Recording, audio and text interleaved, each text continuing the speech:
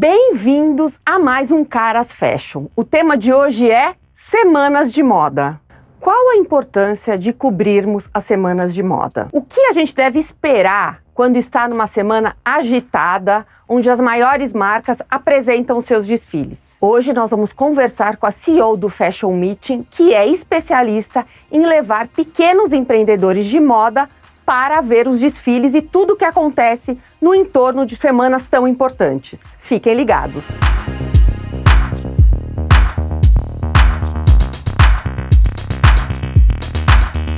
A minha convidada de hoje é Daniela Dornelas, minha grande amiga! Isso vai virar um papo de amigas, mas a gente vai falar de muita moda, hein? Nós vamos falar de semanas de moda, né, Dani? Que é o... Vamos imaginar que eu acho que hoje é o maior desejo de todas as pessoas em todos os segmentos, né, Dani? Não é só quem trabalha com moda, com beleza, todo mundo quer estar na semana de moda. A gente vê o lifestyle das temporadas, né? Ela é muito, muito além da gente olhar para a tendência, né? Hoje em dia a gente fala de inúmeras experiências, são muitas ativações e marcas que se conectam com esse universo, mas olhando para esse consumidor potencial, né? Eu acho que a gente consegue ter essa troca durante as temporadas. Aliás, quantas temporadas juntas, né? Várias, gente. Eu já fui com a Dani para, sei lá, umas 3, 4, 5 temporadas. Entre Nova York, Milão, enfim. E eu queria trazer a Dani aqui porque ela tem uma percepção, como eu, do que é uma semana de moda. As pessoas, elas não entendem muito o que acontece durante uma semana de moda e até conseguem ir, às vezes, mas se frustram, porque, na verdade, é interessante tudo o que acontece no entorno, mas não quer dizer que você tem acesso a tudo, aos desfiles, aos showrooms, como os jornalistas, como os influenciadores, como os formadores de opinião, como a gente falava, as atrizes. Então, cria uma frustração, né, Dani? É muito complicado quando você forma um grupo para levar. Eu vejo que você tem esse discurso o tempo inteiro com essas pessoas. Mesmo pessoas que tenham marcas, mesmo pessoas que estejam inseridas na moda, elas precisam entender que as coisas não acontecem do jeito que elas imaginam, né? Eu tenho um discurso que é muito legal dentro da nossa empresa, o Fashion Meeting, quando a gente fala dos programas internacionais durante uma semana de moda. Primeiro que não é sobre acesso a desfile. A gente fala que acesso a desfile é um evento de business. Tá. A sequência do desfile, que é o RC, que é você ter acesso às peças que foram desfiladas em primeira mão, também é um outro evento de business. Business com o quê? Com a imprensa, né? Então, hoje, como toda marca, e quando a gente fala de uma grande maison, de uma semana de moda internacional, é olhar para os números. Então, quem são os convidados do desfiles? São os maiores clientes, né? E hoje, os maiores clientes, eles estão no mercado asiático. Então, quando vocês olham muito para metade da fatia do bolo do mailing é imprensa, celebridades, que a gente fala também da estratégia de marketing, o porquê, né? Que esses convidados estão ali. E a outra metade são os melhores clientes da marca, né? Que é uma forma de, obviamente, eles se sentirem pertencentes a momentos exclusivos, né? Trazerem também essa opção de, acho que de fidelizar também esse cliente como um grande comprador. E a sequência dali, o pós-desfiles, entre outras ativações que acontecem com a marca, o próprio RC é totalmente dedicado para a imprensa e formador de opinião. É bem objetivo, né, amiga? Não é uma coisa... Isso. Ai, porque eu é estratégico, né? Não é... E posso falar, tem muitas pessoas que ainda confundem o número de seguidores versus o acesso a... E não é sobre isso. Não é sobre números de seguidores, né? É realmente com quem que a marca quer se conectar, que faz sentido para aquele momento e para o planejamento ao longo do ano. Quando a gente fala de alta costura, é mais limitado ainda. Essa fatia do bolo se reduz muito mais.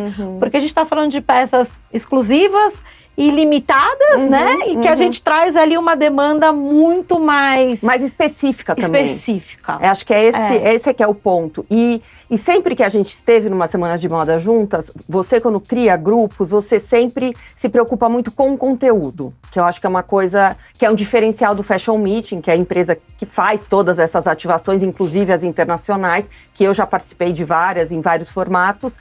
Por quê? Porque essa cliente sua, que vai para uma semana de moda para entender, experienciar aquela atmosfera toda, ela também tem que sair de lá com algum aprendizado, né, Dani? Porque ela é dona de uma marca, ela faz desenvolvimento de produto, mas às vezes ela não sabe coisas básicas sobre as histórias que estão por trás dessas semanas de moda e por trás dessas marcas, né? A gente fala aqui na moda, para você contextualizar o presente, você tem que entender o passado e ter o seu olho exercitado para um futuro. Isso a gente sempre teve muito em comum, né, Paulinha? Sim, demais. De estar o conhecimento como base para qualquer estratégia de negócio.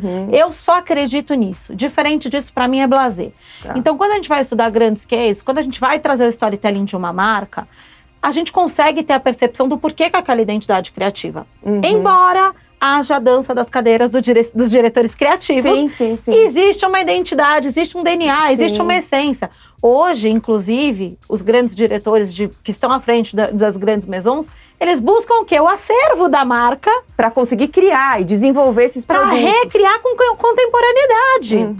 Então, uma marca, quando ela alcança, né, o seu ápice da identidade, ela não tem muito universo para se explorar e inventar a roda. Não é sobre isso. É a sua história aplicada na contemporaneidade. E no mercado, a gente só vê cada vez mais a inteligência trabalhar sobre isso. Seja nos dados, né, de quem são os seus consumidores e outras informações relevantes do lifestyle dele. Mas quando a gente vai para produto, a gente também trabalha fundamentado em dados. E quando você trabalha no fundamentado em dados, você entende que muito vem da construção do passado, aplicado à contemporaneidade, os novos modelos de consumo, os novos desejos, os novos formatos e como a gente vive hoje, né? Que eu acho que é olhar... Sim, é a fotografia, né? Do que nos representa hoje, né? De como as coisas estão acontecendo. E muito interessante também é a gente perceber que muitas pessoas que vão e que estão dentro dos seus grupos na semana de moda, a gente ouve muito depois aquela coisa, poxa vida, como é importante esse conteúdo. Eu dei várias palestras nas semanas de moda com você, para esses consumidores e aí todo mundo que sai falando, nossa, não pensei que eu precisava saber disso, não pensei que isso era algo tão importante, às vezes mais importante. Ou não sabia da origem disso, por que o azul, de onde vem o azul de Saint Laurent, né? Daí a gente tá lá no Marrocos, você começa a estudar os povos, o processo criativo, e aí a gente conta a história de Saint Laurent e o porquê, de onde ele viu a primeira vez o azul, que se tornou a maior tendência, a referência. Então, eu acho que assim, quando a gente fala de uma temporada internacional, não é sobre olhar vitrine. Porque só sobre olhar vitrine, você tem a percepção de um VM. Daí a gente pode estar falando a mesma língua. Como a gente está no dia a dia ali, o nosso grupo, a maioria é formado por empreendedores, a gente tem que olhar os movimentos de mercado e a gente tem que olhar também, Paulinha, para o que fez esse storytelling chegar àquela marca ganhar grande referência. Porque hoje a gente vê Dolce & Gabbana, entre outras grandes marcas, entrando no universo além da peça de roupa, né? Porque ele quer se sentir o quê? Eu quero fazer parte do dia a dia. Então a gente vê a moda casa, a gente vê a beleza como produto de entrada para um mercado de luxo, né? Quando a gente fala, quem hoje, de uma faixa etária de público, você pegar um recorte que segue o perfil da Chanel, tem uma bolsa Chanel. Mas como eu me sinto pertencente a uma consumidora Chanel? Eu posso ter um batonzinho Chanel? Eu posso ter um perfuminho Chanel? Posso ter um esmalte Chanel? Sim.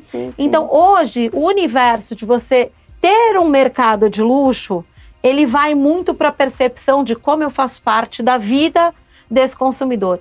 E nas nossas imersões internacionais, a nossa preocupação é trazer o conteúdo estratégico. É, obviamente, falar de grandes cases e mostrar storytelling de grandes cases, mas é entender quais são os novos movimentos de mercado e entender como isso é aplicável aqui no nosso Made in Brasil. Porque a gente está falando de marcas que operam aqui, né? Embora haja marcas que exportem, a gente tem que entender que a gente sai de uma marca que tem uma percepção, um olhar global, e vem por uma razão que é onde a gente vai pagar os nossos boletos. Sim, Operação Brasil. Sim. Como que eu trago o que eu vejo de movimento de moda, como eu trago muito além da tendência, como eu olho para comportamento de empresas que são posicionadas e que têm referência global no mercado de moda, mas como eu fatio isso, eu trago isso de uma forma inteligente para aplicar no meu negócio. É muito além, né, Dani? E aí, pegando um gancho no muito além, vamos falar um pouco das semanas de moda que não são o mainstream, né? Que seria, vamos pensar aqui, Nova York, Milão, Londres e Paris são aquelas que todo mundo conhece, todo mundo já ouviu falar em algum momento. A gente sabe já há anos que existem outras semanas de moda interessantíssimas. Muito. Que, de uma maneira ou de outra, a gente cobre, eu cubro essas semanas de modas que estão vindo paralelamente a tudo isso, né, que é uma semana de moda de Estocolmo, mesmo uma de Portugal, uma Swim Week em Miami, enfim. Mas você teve agora, na última semana de moda do Japão, de Tóquio, né, que, obviamente, parecia um destino quase que impossível de estar e de poder experienciar, e você foi profissionalmente. Eu fui ano passado como uma turista médio, Paula Martins, com a cabeça de Paula Martins, que não perde nada, mas você foi bem focada. O que você tem para dizer pra gente, para esse ouvinte da Caras, a importância de estar num lugar, primeiro, que não está todo mundo, como gerador de conteúdo e como aprendizado, e segundo, abrir os canais, quer dizer, aumentar essa antena para olhar um pouco mais longe? Eu amo e aonde as pessoas não estão indo. Eu sinto que é uma zona de exploração que o meu olhar vai ter maior percepção do que eu estar dentro de uma semana de moda que há 20 anos a gente faz, que todo mundo tá lá, que você encontra os grandes amigos, que você vê, já sabe a sequência, onde vai ter os eventos. Sim. Então, assim, quando eu fiz Tóquio, que a gente teve a estreia esse ano, e a gente já reconfirmou um próximo grupo para 2025, eu vibrei. Imagino. E entender, primeiro, culturalmente, como é a operação do mercado de moda. A gente fala de uma modelagem com uma primícia. E, assim, a gente ama o Made in France, a gente exalta o Made in Italy, a gente sabe que são produtos de qualidade, mas pensa em um público que só quer uma modelagem que seja o quê? Ampla, que eu não tô preocupada... Atemporal, né? Que eu não tô preocupada com a tendência, com a temporalidade, que eu consigo trazer o conforto, mas que ao mesmo tempo eu tenho um criativo ali, uma peça bem diferente para estar dentro do meu guarda-roupa. Inclusive as marcas que não são nem mainstream lá, né? As marcas do dia a dia, casuais. Isso. As marcas casuais japonesas são assim, de uma modelagem, de outra maneira de olhar o corpo, tanto do homem. É totalmente diferente, né? Totalmente diferente. Mas também me encantou muito operação de varejo, olhar para a experiência. Então, mesmo os grandes centros, os grandes shoppings, até como uma loja de rua, sempre é formatado na experiência. E qual é essa experiência? Daí a gente tem que estudar a cultura também daquele povo, né? A receptividade. Sim. Então, você tá dentro de uma loja para uma probabilidade de consumo, mas eles querem antes se relacionar com você para entender até se você vai consumir o produto certo. Então eu tive isso como uma experiência que me marcou bastante.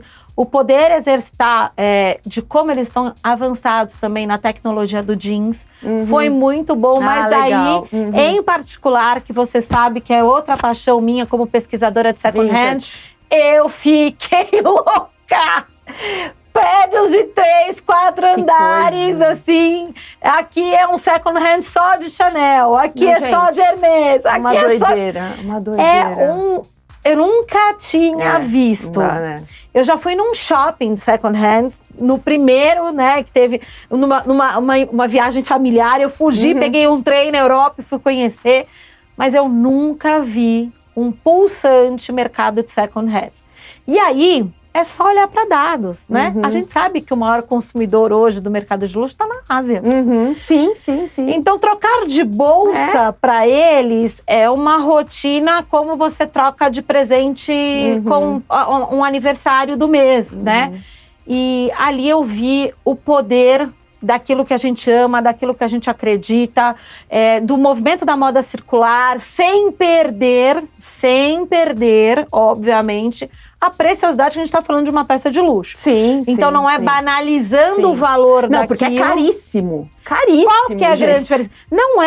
Não é preço de bazar, né? Não é isso. Não. É caríssimo e às vezes é muito mais caro, gente, do que você comprar numa loja em Paris. Sim. O grande diferencial é que eles têm peças que são inéditas, lançadas só lá. E que o outro lugar do mundo você não vai nem conseguir comprar.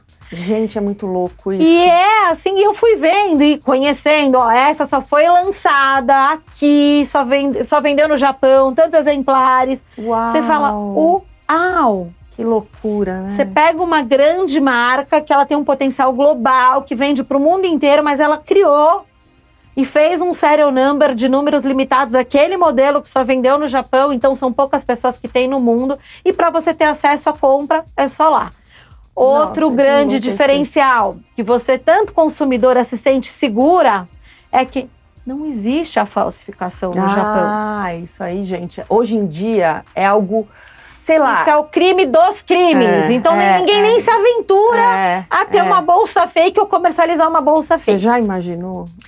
Por Porque isso, aqui é dureza, hein, amiga? Aqui é um problema seríssimo. Acho que aqui não, no mundo, né? No mundo, No mundo ocidental, e no oriental, que não é Japão, né? Isso, é muito complicado.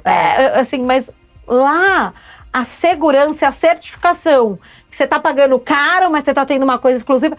E eu acho que até, assim, tem tantos diferenciais, né? Eu falei que eu volto pro Japão em 2025, mas eu volto para 2 temporadas e não uma. Tá. Porque eu quero pesquisar mais ainda sobre o mercado de second hands, porque foi um mundo à parte que eu conheci, e olha que eu pesquiso há muitos anos esse mercado, tô dentro desse mercado, vivo esse mercado no meu dia a dia, e eu nunca vi algo tão poderoso, estruturado, e eu diria que, assim, não é um nicho de economia, já é uma economia permanente no Japão. Que coisa, né? Muito incrível. É impressionante como os mercados, eles se apresentam de um jeito diferente. Você está falando do vintage, que acho que a gente já falou milhões de vezes, e que todo mundo sabe que está aí agora para todo mundo saber, como a Dani falou, a gente faz isso há 20 anos, que está olhando para esse vintage, mas você chegar e ver um mercado estruturado, um mercado que realmente você tem certeza da peça que você vai comprar,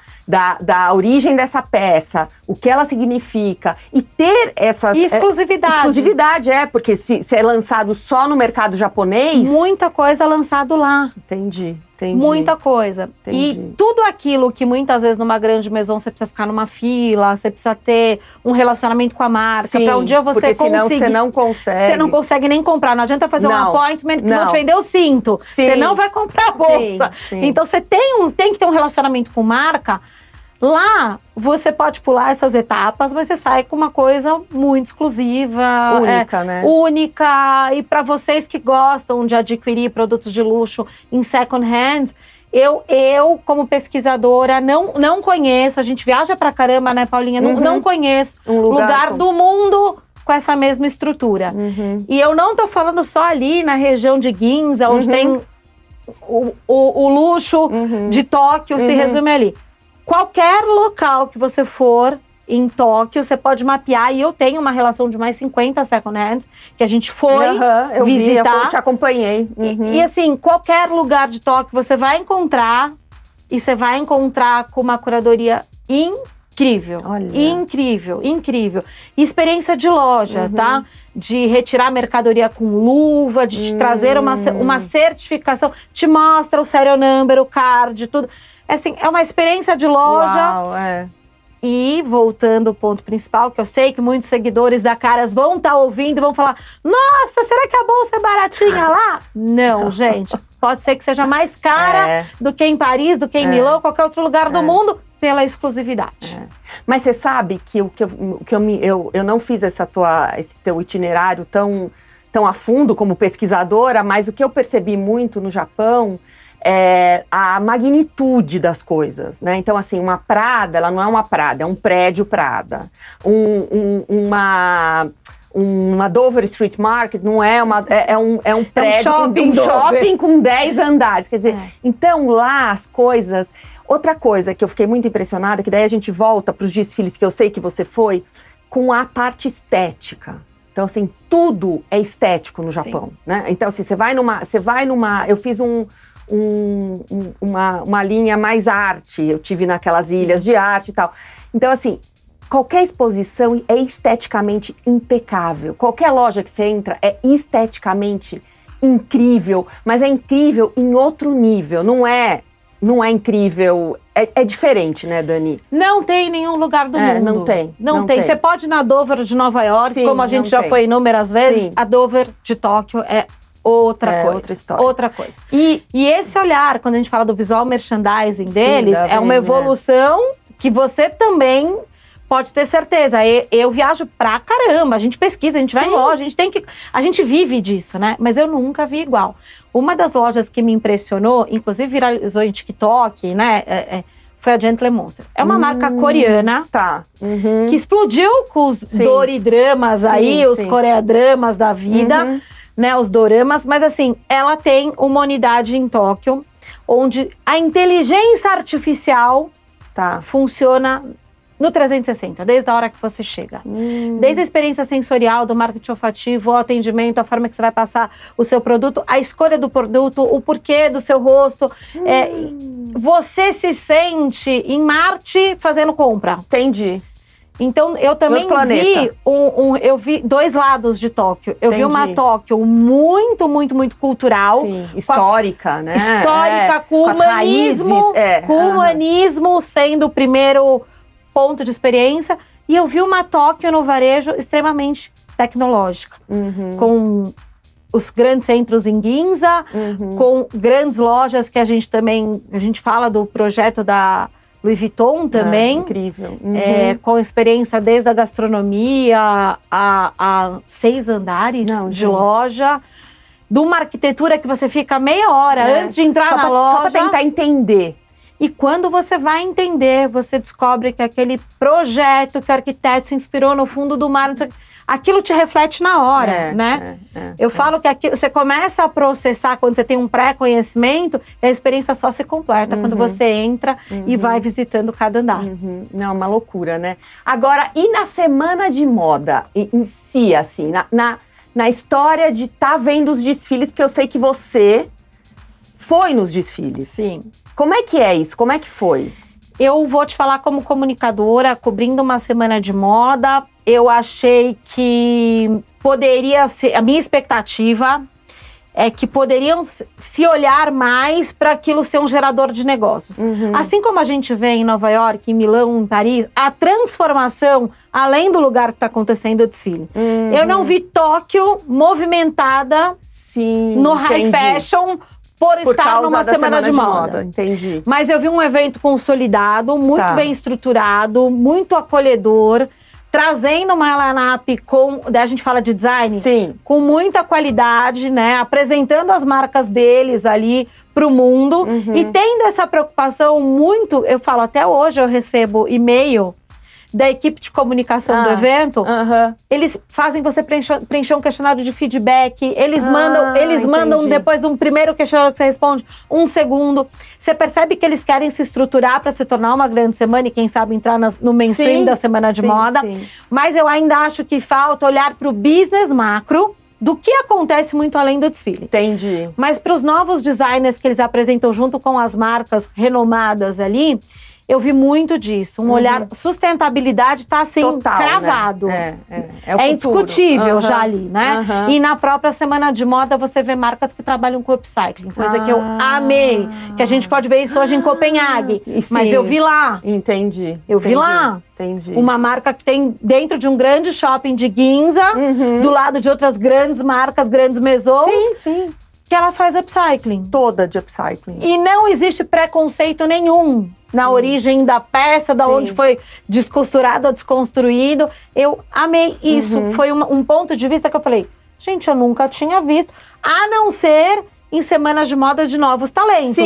Mas numa semana de moda oficial, eu nunca vi uma marca peitar, entrar numa passarela e falar, é uma marca de upcycling. Fiquei super feliz. E as outras marcas todas fazem questão de propagar o processo criativo e mostrar a cadeia sustentável da origem do material. Entendi. Vi também a preocupação da própria Semana de Moda de expor a sustentabilidade também, como conversar, ser uma narrativa de sustentabilidade. Então, as exposições que aconteciam ali, no espaço de eventos, também traziam esse olhar.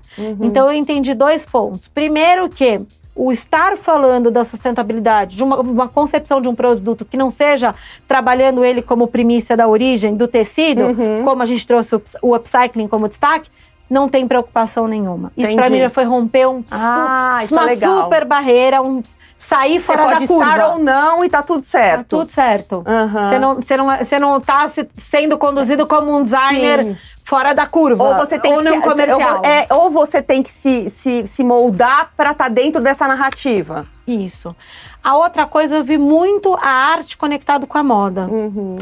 E esse lance da arte conectada com a moda, a gente tá vendo muito em todas as temporadas, né? E ali eu vi que eles trouxeram muitos outros artistas para fazer intervenção, inclusive ao vivo durante os shows. Que é uma coisa que a gente já sabe que todo mundo faz, mas eles procuraram valorizar muito mais ainda a arte, inserindo no meio dos shows essa apresentação ao vivo. Gostei muito de Tóquio, 2025 estamos em Tóquio novamente. Muito bom, muito maravilhoso, porque acho que você traz um outro olhar, né? E eu acho que você tá numa semana tão diferente, ou numa cidade que tem todas essas outras características, eu acho que também traz para esse teu consumidor é muito rico, né, Dani? É uma riqueza de conteúdo, é uma riqueza de experiência, de aprendizagem, que vale, às vezes, muito mais do que tá indo num desfile em Paris, ou, enfim, querendo estar num lugar que no fim você não vai assimilar nada. E aí eu já vou para a nossa última pergunta e queria que você falasse, e não sei se uma dica, um conselho, o que for para alguém que seja um pequeno empreendedor, que tenha vontade de estar numa semana de moda. É só para você resumir uma coisa que a gente já falou aqui. O que você falaria para esta pessoa? Ou um estilista, ou um empresário, ou um profissional de beleza, de cabelo, de maquiagem, enfim. O que a pessoa tem que procurar numa semana de moda, seja ela qual for? Eu amo essa pergunta porque é o que a gente recebe muito dos nossos clientes, né? Se eu não vou no desfile, o que eu posso fazer numa semana de moda? Ótimo. Eu amo falar sobre essa pergunta, porque eu falo que é o melhor do que você pode fazer na semana de moda.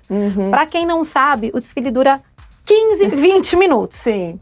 Imagina você ter um investimento de ir para outro país para você sentar enfim, acabou! Então, o que você faz numa semana de moda que não seja ir no desfile? Você vai beber da fonte do que vai te trazer o exercício para um processo criativo fora da curva.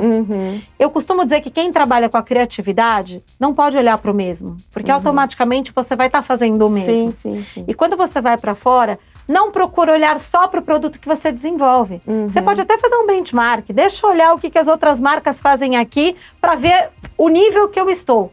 Mas vai olhar para outros segmentos, vai olhar para a arte. Sim, que não tem nada a ver com o seu produto, né? Vai olhar para o que tá no hype da gastronomia, da beleza.